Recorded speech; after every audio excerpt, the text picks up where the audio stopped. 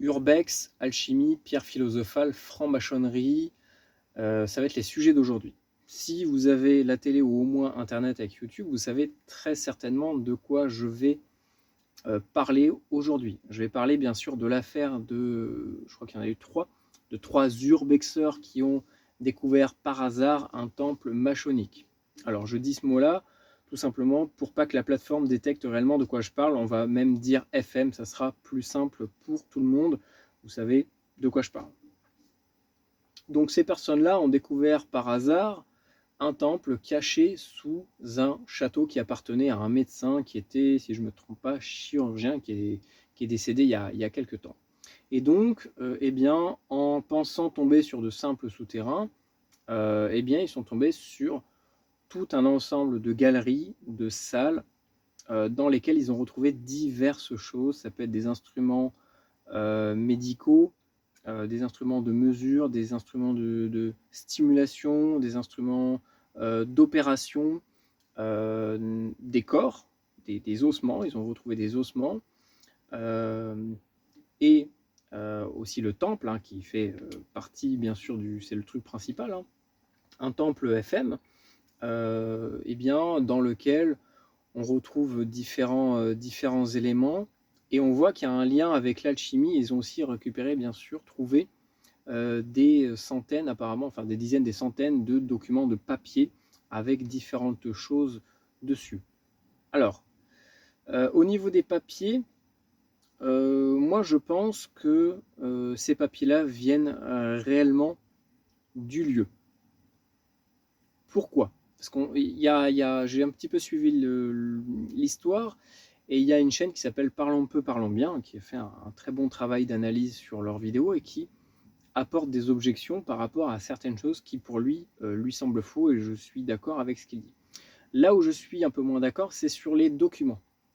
Parce que, pour lui, ces documents-là ne viennent pas, en fait, de ce lieu et ont été imprimés peut-être quelques semaines, quelques mois avant, pour le tournage de la vidéo, parce que, eh bien, effectivement, le lieu, le souterrain, était complètement moisi. On a vu que tout moisissait.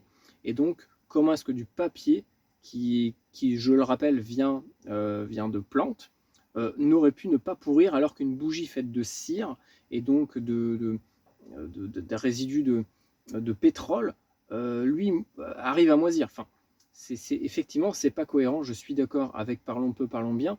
Là où j'aimerais apporter mon opinion, c'est que les personnes concernées, les urbexeurs, je pense qu'en fait, ils ne savaient pas réellement dans quoi ils s'engageaient par rapport au sujet de la FM. Je pense que ces documents-là, effectivement, ils ne proviennent pas des souterrains. Ils ne proviennent pas des souterrains, mais ils proviennent peut-être d'archives, d'endroits de stockage qui se trouvent dans le château directement au-dessus du souterrain. Mais je pense très sincèrement que ce ne sont pas eux qui se sont amusés à imprimer ces documents. Parce qu'encore une fois, je vais le redire, je pense que ces gens-là ne savaient pas vraiment dans quoi ils s'engageaient. Je pense qu'ils ont dû se dire, la FM, c'est un peu comme voilà, les Templiers, et plein de mythes, plein de sujets sur lesquels beaucoup de gens parlent, mais que très peu connaissent réellement. Et je pense qu'ils ont bien sûr déjà dû entendre parler de l'AFM, mais ils ne se sont jamais vraiment intéressés à ce que c'est réellement et à qu'est-ce qu'il y a derrière tout ça. Et ils ont joué un peu là-dessus parce que, en fait, leur découverte est plus ou moins inédite. Alors, j'ai trouvé une autre chaîne qui parle d'urbex et qui a découvert, pareil, une sorte de temple, mais ça reste quand même quelque chose d'assez nouveau dans le milieu de l'urbex, et même en général dans le milieu d'internet, on va dire public, le YouTube game, on va dire, voilà, vraiment les chaînes les plus connues, les plus basiques, que tout le monde peut potentiellement regarder. C'est pas vraiment une chaîne, je veux dire, spécialisée dans le sujet de la FM. Et je pense qu'ils ont joué là-dessus, bien sûr, sur le côté temple FM, avec les crânes, etc. Enfin, rien qu'au niveau des miniatures, il y a même des choses qu'on ne retrouve pas dedans, comme le bol avec, on dirait, du sang. Bah ça, moi je l'ai pas vu dans aucune des vidéos. Alors peut-être qu'il faut regarder les vidéos payantes. Là, apparemment, il faut payer pour voir d'autres vidéos d'eux sur le sujet, où on voit des documents, etc. Moi, je pense que ces documents-là sont vrais, mais ne proviennent pas d'en bas, mais de la bâtisse. Parce que bah, ça appartenait justement à un FM qui est mort, et à mon avis, ça devait être à lui, hein. Il devait travailler avec d'autres personnes qui ont fabriqué, qui ont creusé ce temple. Mais je pense que oui, ça devait être des documents, des archives à lui. Mais vu à quel point la découverte est grande, par rapport au lieu, par rapport aux choses qui se sont potentiellement, hypothétiquement passées dans ce lieu-là, avec les instruments, avec les restes, avec les hôtels, avec les inscriptions, avec les logos, les gravures qu'ils ont retrouvées, avec une sorte de chrisme avec la croix, la barre cassée en bas, la spirale de l'infini, le 4, le compas et l'équerre. Il y avait quoi d'autre? Il y avait d'autres symboles à côté. Bref, il y avait quand même beaucoup de symboles. Et, euh, et on voit qu'en fait, qu'ils n'y connaissent rien à tout ça. Et je pense très sincèrement qu'ils se sont embarqués dans quelque chose, dans une affaire qui les dépasse complètement.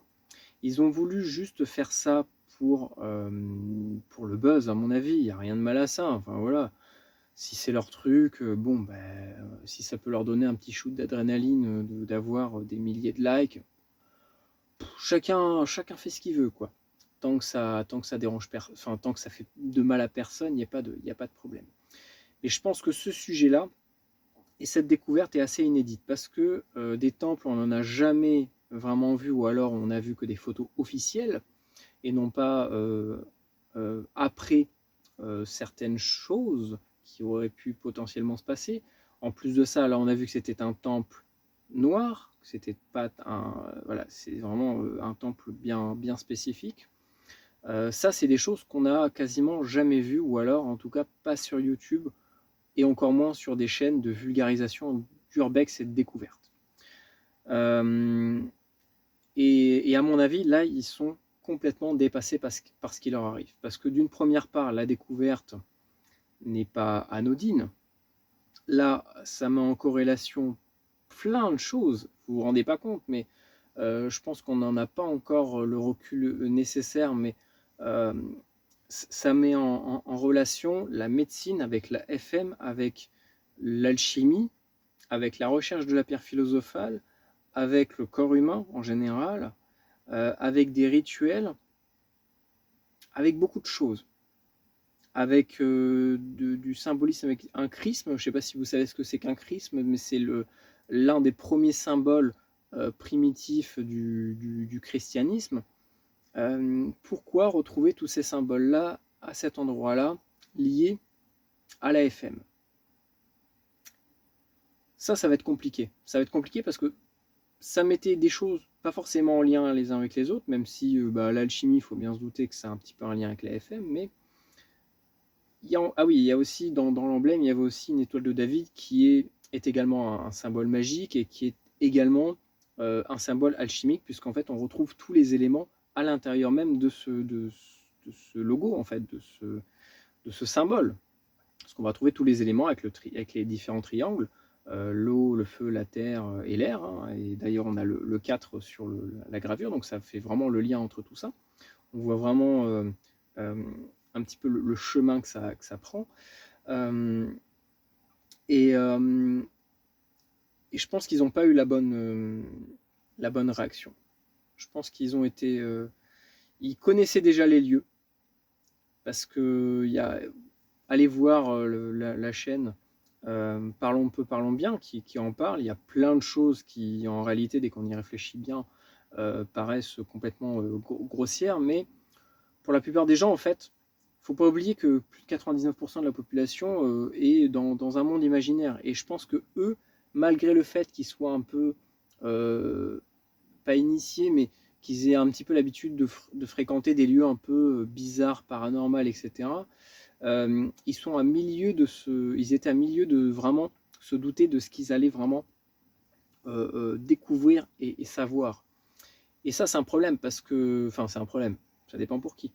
Parce que là, ça met en lumière d'un seul coup des choses qui pour la plupart des gens étaient des choses imaginaires. Vous voyez, des temples avec des sacrifices, avec des trucs médicaux. Ça, les gens, la plupart des gens, on vous parle de FM et de ces choses-là, ils vont vous dire, mais ça, c'est des conneries, c'est des inventions, c'est comment ils appellent ça, les cons qui plotent et qui font des listes. C'est des choses imaginaires, c'est des conneries. C'est juste, voilà, parce que les gens, ils aiment bien inventer des trucs. Bah là, en fait, on a certaines preuves qui sont factuelles. Et je pense que ça va amener beaucoup de gens à s'intéresser à ces sujets-là. Et ça va poser problème, parce que ça met en lumière une partie de la société, certaines choses qui se font actuellement, et que les gens ignorent, et que les gens ne veulent pas voir. Sauf que là, ça remonte. C'est un peu comme un trop-plein qui, à un moment donné, ça pète, c'est normal. Et ce qui m'a étonné en voyant, enfin ce qui m'a étonné, non, mais faut quand même le voir. Moi, en tout cas, je vais vous dire de ce que j'en ai compris. C'est que très rapidement, cette affaire-là a été médiatisée. Alors c'est simple, hein.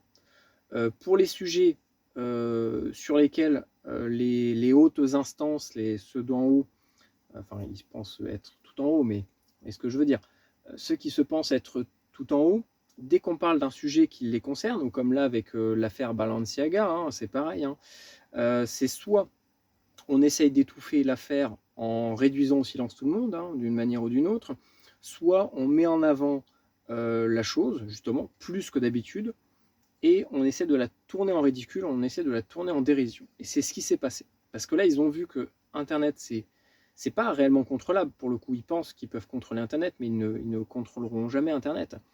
Et l'information continuera de circuler. Et là, ils voient que d'un seul coup, il y a une remontée de cette info-là, et ils se disent, ok, c'est déjà sur Internet, qu'est-ce qu'on peut faire? On va les tourner au ridicule. Et c'est ce que les médias ont fait. Et dans l'affaire, en fait, ce qui s'est passé à la fin de la vidéo, à la fin de l'exploration, qu'est-ce qu'ils font? Ils appellent la gendarmerie pour leur dire, voilà, nous on est sur une scène où il y a des choses bizarres, on a des restes humains, là, il faut faire quelque chose, quoi. Et qu'est-ce qu'on a eu? Immédiatement, la gendarmerie a clôturé le dossier. Voilà, c'est fini. Bam, je suis sûr que là, tout a disparu sur le lieu. Tous les documents qu'ils ont trouvés, tout n'y est plus. Tout ce qu'il y avait à l'intérieur des temples, etc., tout a disparu. Et donc, la seule manière de faire, d'empêcher les gens de continuer à trouver la vérité, parce que là, on est dans une période de vérité. Hein. Je rappelle que Apocalypse, c'est surtout apprendre des vérités cachées. Et on est en plein dedans. Et ces gens-là, leur but, c'est de nous amener à cette période-là. Donc, en fait, d'une manière ou d'une autre, on est dans la période des révélations. Donc, les révélations commencent à arriver, mais ils essayent de ralentir au maximum tout ce qui se passe. Et donc, ces gens-là ont fini au commissariat. Ont fini plutôt à la caserne, parce que la gendarmerie, c'est pas la police, mais c'est l'armée.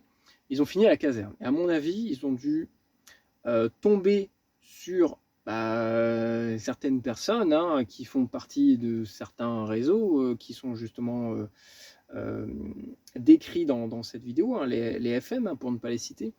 À mon avis, dans le lot, il y a forcément eu un commissaire ou un gars qui était FM et qui a compris la gravité de la chose. Il s'est dit, oula, des petits jeunes qui sont à milieu de... Enfin, ça se voit, c'est pas pour être méchant, vraiment pas, mais ça se voit qu'ils sont un peu benés dans le sens où ils sont très Calimero, c'est-à-dire qu'ils se doutaient pas du tout que le monde ne tournait pas autour d'idées de bisounours. Et je pense qu'ils ont compris après coup la gravité de ce qu'ils avaient fait, en fait, de la merde dans laquelle ils se sont embourbés. Parce que là, ils ont mis non pas leurs mains dans dans un nid de frelons, mais ils se sont jetés dedans, ils ont trébuché dedans. Et très vite, ce que j'ai vu, ce qui m'a paru bizarre, hein, encore une fois, ce n'est que mon point de vue, c'est que sur quasiment toutes les vidéos qui traitaient de cette affaire-là, hein, que ce soit les vidéos de France 3 ou toutes les autres vidéos des autres chaînes qui ont parlé de cette affaire-là, de cette exploration-là, c'est que systématiquement, nous avions A, je vais le nommer A, hein, vous verrez qui c'est, hein, qui mettait des commentaires, des gros commentaires, des gros pavés en expliquant que lui, il a rien contre les FM, qu'il a jamais voulu les attaquer ni quoi que ce soit, que lui il est neutre, bref. Moi, ce que j'ai ressenti dans tous ces commentaires-là, et même dans leur live, je n'ai pas regardé tout le live, mais j'ai regardé quelques extraits, bah, on voyait très clairement de la peur. C'était très clairement de la peur que je pouvais lire dans leurs yeux. Je ne peux pas vous l'expliquer, c'est vraiment un ressenti. On voit que dans tout ce qu'ils essayent de dire depuis cette affaire-là, c'est que, en gros, ils ne voulaient pas attaquer les FM et que pour eux, non, tout ce qu'ils ont vu, c'était juste un pur hasard. Et que de toute façon, ils sont neutres et ça ne les regarde pas vraiment. Et voilà, ils sont juste là pour faire des vidéos et c'est tout. Et ils ont attaqué non pas ceux qui représentaient vraiment un danger pour eux, mais au contraire ceux qui apportaient des arguments constructifs. C'est là qui c'est vraiment louche. C'est que, parlons peu, parlons bien, lui pour le coup, il a resté totalement neutre, il a fait aucune diffamation, contrairement à ce qu'ils ont pu dire. Il apportait juste des arguments complètement factuels. Effectivement, il les a un peu taclés, en disant, voilà, bon, faut quand même, les gars, gérer, quoi. Vous avez un impact assez significatif sur la jeunesse, sur le message que vous diffusez, évitez de diffuser des conneries, quoi. C'est soit vous dites vraiment quelque chose de vérifié, soit vous ne dites rien. C'est en gros ce qu'il a voulu dire. Et eux, en fait, plutôt que de riposter face à ceux qui essayent de les faire taire, parce que pour moi c'est ça, hein, c'est qu'ils essayent de les... C'est qu'il y a eu un truc à un moment donné, je ne sais pas quoi exactement, je ne pourrais pas le dire, je ne suis pas à leur place, mais on sent qu'il y a quelque chose au-dessus d'eux qui les pousse en fait. Vous voyez, un peu comme quelqu'un qui est dans votre dos et qui vous met quelque chose dans le dos pour vous faire avancer ou vous faire dire quelque chose que vous n'avez pas envie de dire. Eh bien, j'ai exactement ce ressenti-là quand je les vois parler et tous les commentaires qu'ils peuvent poster. C'est vraiment le ressenti que ça me donne, c'est que vraiment, il y a de la peur. Il y a réellement de la peur parce que là, ils ont mis les mains dans quelque chose, dans un engrenage dans lequel il faut vraiment faire très très attention. Mais le souci, et je peux comprendre aussi, hein, c'est qu'il y a aussi cette peur derrière, c'est qu'ils se disent « Oula, mais qu'est-ce qui va vraiment nous arriver ?» Parce que là, le souci, c'est qu'ils sont dans le délire exploration, « Oulala, ça fait peur ». Sauf qu'ils se sont introduits sur une propriété privée, ils ont fait une violation de domicile d'une certaine manière, ils sont rentrés dans les souterrains d'une habitation, certes il n'y avait plus personne, mais ça reste quand même un domicile privé. Ils ont touché différents ustensiles et ils ont touché des restes de corps et ils ont touché des ustensiles, des outils, etc. qui peuvent être, pour moi, considérés comme des pièces à conviction.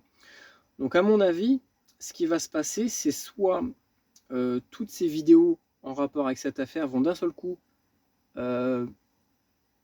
bizarrement disparaître, hein, toutes les vidéos en rapport avec cette affaire vont d'un seul coup disparaître sous l'excuse de oui, mais vu qu'il y a une enquête judiciaire, eh ben, voilà, il faut enlever tout ça. Soit, qu'est-ce que je voulais dire déjà?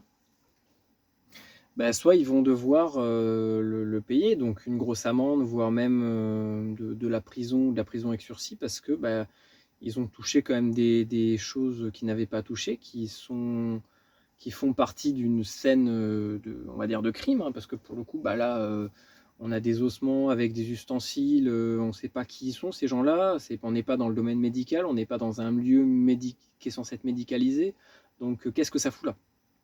C'est ça qui est bizarre, c'est que d'un côté, l'affaire a directement été, pour moi, classée sans suite, hein, parce que dire dès le début, non, il y a eu... ça peut pas être une scène de crime, c'est forcément pas un crime. dès le début, sans vraiment faire une enquête, sans faire une enquête approfondie, sans vraiment chercher, sans vraiment réfléchir, on sent qu'il y a une volonté manifeste d'étouffer le truc, en fait, hein, vraiment de dire, oula, il n'y a rien à voir, circulez, cassez-vous, c'est pas ce que vous croyez, allez. Et puis tous ceux qui critiquent, on va les dénigrer en retour, on va leur faire une sale pub, et voire même on va les poursuivre en justice. Parce que eh ben, ça a parlé, ça a touché, ça a vu, ça a compris certaines choses. Et je pense que c'est ça qui dérange vraiment, c'est que là, les gens vont commencer à s'intéresser à ce sujet-là. Et plus, d'après moi, ça va faire l'effet Barbara stressant, et ça le fait de plus en plus dans notre société. C'est plus on essaie d'étouffer un sujet, et plus les gens vont en parler. Et il faut le faire. C'est pour ça aussi que je fais ça, parce que je me dois de parler de cette affaire-là. Et vraiment, si vous avez l'occasion de le faire sur Internet, faites-le. Parce qu'il faut qu'un maximum de gens parlent de ces choses-là. Ce sont des choses graves qui existent et actuellement qu'on peut même vérifier. On l'a vu dans la vidéo. Alors certes, peut-être qu'il y a certaines choses qui ne sont pas forcément vraies, mais en tout cas, ce lieu-là existe. On a bien fait un lien entre la médecine et ces gens-là, avec l'alchimie, la pierre philosophale, etc. Donc, à un moment donné, tout est sous nos yeux. À un moment donné, il faut ouvrir les yeux et voir. Il faut ouvrir nos oreilles et entendre. C'est pas compliqué. Moi, ce qui me dérange, c'est qu'ils s'attaquent aux mauvaises personnes, aux personnes qui les critiquent, mais dans le sens positif, parce que même si c'est quelques petits tacles, parlons peu, parlons bien, ils les critiquent pas pour les attaquer, mais ils les critiquent pour leur faire passer un message, de faire attention et de ne pas diffuser n'importe quoi et d'arrêter de chercher à faire de l'audimat. Parce que c'est le but, oui, on a beau le dire ou non, ça se voit. La mise en scène, les musiques, l'ambiance, la luminosité, les titres, les vignettes, ça se voit que c'est là pour ça. C'est pas pour autre chose, c'est vraiment parce qu'ils veulent mettre en avant le côté glauque, le côté Burk, le côté, je sais pas comment dire, voilà, vraiment bizarre en avant pour ramener un maximum de gens sur leurs vidéos. Après, je dis pas qu'il faut pas, hein, mais voilà, c'est leur but principal. Donc je pense qu'il y a eu bien sûr de la mise en scène derrière, que certains documents ont dû être déplacés, donc ils sont rentrés dans la demeure. Mais là où ça m'inquiète le plus, c'est que ces documents-là, je pense, moi, qu'ils sont réels. Je pense que ça vient de vraies choses, parce que ça se voit, c'est des pauvres bougres qui sont juste là pour faire un peu de buzz. Ils n'y connaissent rien à l'AFM. Et ça se voit, le gars, il a fait 3 recherches le soir même, mais ça se voit qu'il ne sait pas dans quoi il s'est entraîné, sinon il ne l'aurait jamais fait.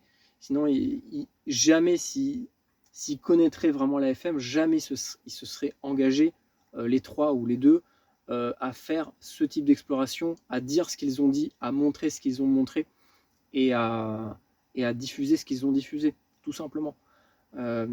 Ils auraient pris beaucoup plus de précautions dès le début, et ils ne se seraient pas retrouvés dans cette situation où là, ils se retrouvent coincés, en fait.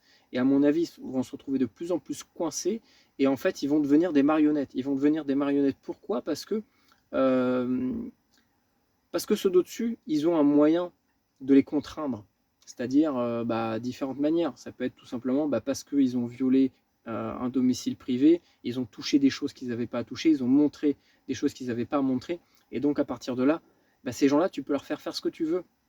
Donc j'ai l'impression qu'ils se servent d'eux pour diffuser un message de non, mais en fait la FM n'a rien à voir avec tout ça, c'est pas ce que vous croyez, c'est juste du hasard, ça n'a pas vraiment de lien.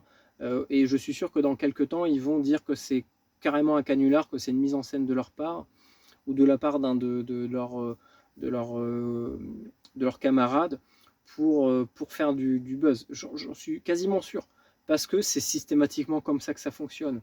Vous prenez quasiment n'importe quelle affaire, en ce moment c'est l'affaire Lola, pareil, il y a des trucs sataniques derrière, mais ça a été immédiatement récupéré par des juristes qui orientent tout ça. Et systématiquement, on voit que tout est piloté à distance. Et là, cette affaire-là, elle est pilotée à distance, et A et J sont pilotés à distance, ça se voit dès qu'ils parlent. ce qu'ils disent et leur manière de le dire, leur regard, on voit qu'ils ont peur. On voit réellement la peur dans leurs yeux. Et la question qu'il faut se poser, c'est de quoi ils ont peur? Qui c'est qui crée cette pression-là et qui leur fait dire ce qu'ils disent? Quand pendant toute la vidéo, tu n'arrêtes pas de dire et de faire le lien entre la FM et tout ce qui se passe dans le lieu, et qu'en live tu dis l'inverse, c'est pas logique. C'est pas logique. Donc voilà, affaire à suivre, mais en tout cas c'est vraiment très très bizarre. Mais il faut absolument en parler un maximum de cette affaire-là. Il faut remettre les choses au clair, il faut que les gens se rendent compte réellement de ce qui se passe dans notre société, parce que ce temple-là, c'est un vieux temple qui a peut-être 30, 40 ans, qui est abandonné depuis des années. D'ailleurs, il y a d'autres urbexeurs qui ont dit qu'ils le connaissaient, que les choses n'étaient pas placées de la même manière il y a encore quelques semaines, donc c'est qu'il y a eu quelque chose qui s'est passé. C'est qu'il y a forcément eu une mise en scène. Le problème, c'est que la vérité finit toujours par ressortir. Donc il ne faut pas mentir. Tout simplement, dès le début, il ne faut pas mentir. Et ça commence par ne pas se mentir à soi-même. Donc, à un moment donné, dès qu'on a ce genre de choses, dès qu'on a ce genre de preuves, comment vous voulez dire que c'est pas vrai là? Là, pour le coup, on a tout ce qu'il faut pour comprendre ce qui se passe. Il faut juste ouvrir les yeux. Voilà, donc affaire à suivre. Moi, ça m'intéresse, hein. C'est vraiment une affaire très intéressante parce que c'est la première fois qu'on parle de FM, de temple, qu'on envoie et qu'on peut voir ce qu'il en reste et ce qu'il y a eu à côté. Il n'y a que maintenant ça commence à se diffuser. Et c'est soit ils vont réussir à étouffer le truc et à détourner les gens sur un autre truc moins important qui va quand même les divertir, ou alors les gens vont continuer à se focaliser là-dessus, et c'est ce qu'il faut pour vraiment qu'ils fassent leurs propres recherches. Voilà. J'espère que cette vidéo vous a plu. N'hésitez pas à me dire ce que vous en pensez de cette histoire. On est d'accord que c'est quand même louche, hein. Il n'y a rien qui est cohérent. Ils disent un truc, ils font l'inverse. C'est mise en scène, mais ils disent qu'il n'y a pas de mise en scène. Ils ont l'air super à l'aise dans le lieu, alors que c'est un lieu qui est quand même assez particulier. C'est à mon avis pas tout le monde, même des urbexeurs qui ont un jour visité un temple FM, encore moins avec ce qu'il y avait dedans. Donc à un moment donné, voilà. Je pense que là, on est en train d'ouvrir des nouvelles portes. On est en train de comprendre des nouvelles choses, en tout cas pour le grand public. Pour ceux qui s'intéressent déjà au sujet, hein, on connaît déjà tout ça. Mais voilà. Donc, affaire à suivre. N'hésitez pas à me dire ce que vous en pensez. Toujours, bien sûr, dans le respect. Moi, je ne suis pas là pour dénigrer une personne ou une autre. Je m'en fous, je suis personne. Et voilà, je vois qui se sont fait emporter par la machine, qui sont complètement dépassés par les événements. Franchement, moi, ça me fait chier pour eux. Ça me fait vraiment de la peine de les voir embourbés dans cette affaire-là. Je pense que ça va durer longtemps, que ça va beaucoup les fatiguer et qu'après ça, ils vont vraiment se calmer. Parce que là, je pense que pour certaines personnes, ils ont dépassé certaines limites. Sauf que pour les gens qui ne comprennent pas ces choses-là, qui ne connaissent pas ce monde-là, ils ne voient pas ces limites-là. C'est des limites qu'on n'a pas l'habitude de voir. Mais il y a certaines limites qu'il ne faut pas dépasser dans certains mondes. Voilà. Et d'ailleurs, ce monde-là, le monde occulte, il y a des choses qu'on peut dire, il y a des choses qu'on ne peut pas dire, il y a des choses qu'on peut montrer, il y a des choses qu'on ne peut pas montrer. Même s'il faudrait que tout soit vu, il faudrait que tout soit compris. Mais pour le cerveau des gens et pour certaines personnes, c'est impensable de montrer ça. Voilà. Parce que ça change toute l'approche de notre monde, en fait. Si les gens commencent à comprendre que l'AFM pratique ce genre de choses, et que il y a plein de gens dans notre gouvernement, d'ailleurs quasiment tous ceux du gouvernement le sont, qu'il y a beaucoup de gens d'influence qui font partie de ces sphères-là, les gens vont être vraiment bouleversés. Et ça va vraiment faire un gros chamboulement dans notre société, si vous voyez ce que je veux dire. Donc voilà, affaire à suivre. Moi, je suis vraiment intéressé de voir ce qui va se passer. À mon avis, c'est soit il va y avoir de grosses excuses en disant non, mais c'était un fake, c'est pas vrai, tout ça c'était une mise en scène. Soit les médias, c'est ce qu'ils font déjà, ils sont en train de tourner ça à la dérision, à faire comment merde, voilà, détourner un peu leurs propos à faire de la diffamation, voilà, je cherchais le terme. Soit ils vont avoir des grosses amendes et ils vont arrêter tout ce qu'ils font. Bref, franchement, ça sent pas bon pour eux, mais d'un autre côté, ils se sont engagés dans un terrain très, très glissant, et voilà. Mais ça permet aussi à tout le monde de voir réellement ce qui se passe lorsqu'on commence à toucher à ces domaines-là, qui ne sont pas du tout anodins. Là, on voit réellement quelles sont les conséquences de tout ça, et encore là, c'est rien, on voit juste qu'ils sont un peu apeurés, qu'ils font quelques lives, donc ça va encore, ils sont en liberté, ils sont chez eux, ils sont en vie, enfin tout va bien, quoi. Mais on sent qu'il y a quand même une certaine pression. Je ne sais pas quel type de pression exactement, d'où ça vient, je peux pas vous le dire, hein, je ne suis pas devin, mais on sent qu'il y a quand même quelque chose de très louche et de très obscur derrière tout ça qui les pousse et qui commence à les piloter en fait, hein. C'est vraiment du pilotage à distance là pour le coup. Voilà, donc affaire à suivre, et puis on se dit à bientôt. Salut!